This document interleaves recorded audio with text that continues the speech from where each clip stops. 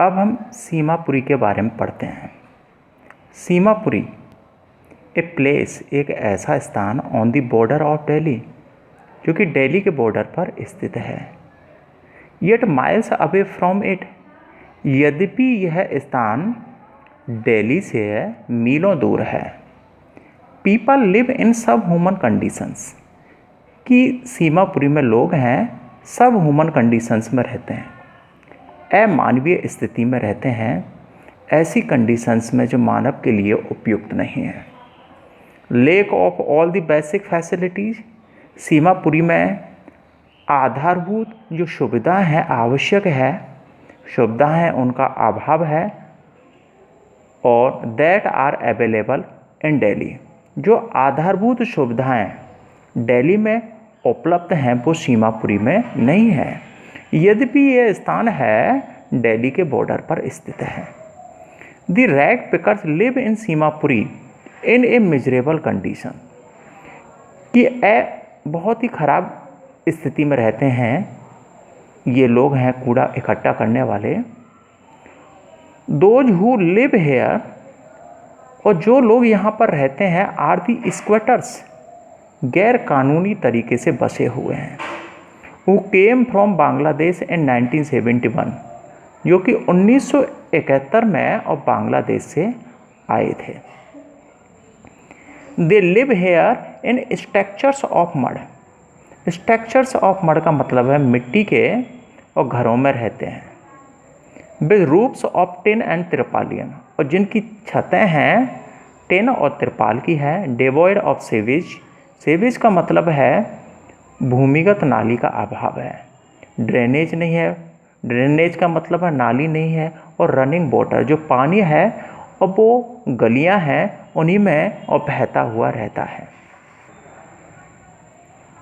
Almost लगभग 10,000 rag pickers live here, और लगभग 10,000 कूड़ा इकट्ठे करने वाले यहाँ पर रहते हैं। They have lived here for more than 30 years without an identity, उन्हें यहाँ पर 30 वर्ष से अधिक का समय हो गया है, 30 वर्ष से अधिक समय हो गया है उन्हें यहाँ रहते हुए।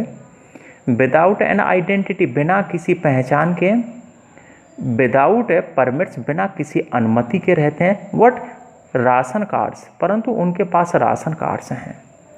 That guys names on voter list, जिससे कि उनका नाम है वोटर लिस्ट में और लिख जाता है। And enable them to buy grain, और जिसके कारण वो अनाज खरीद लेते हैं राशन की दुकान से।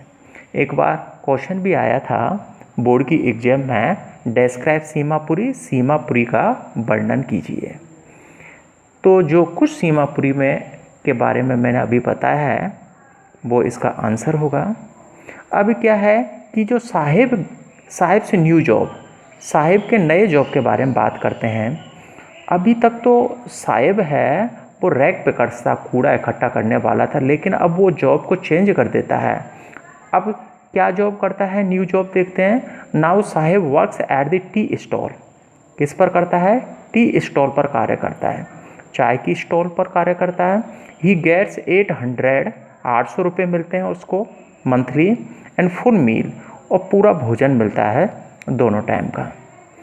He is not happy working at the tea stall, परंतु वह चाय की स्टॉल पर कार्य करते हुए खुश नहीं है, क्योंकि he has lost his freedom, उसने अपनी फ्रीडम है, स्वतंत्रता है, उसको खो दिया है, क्योंकि अब है किसी के अंडर में कार्य करता है वो।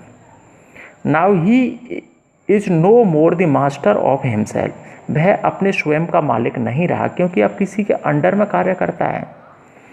His face has lost the care free look, उसके चेहरे पर वो स्वतंत्रता का भाव नहीं है।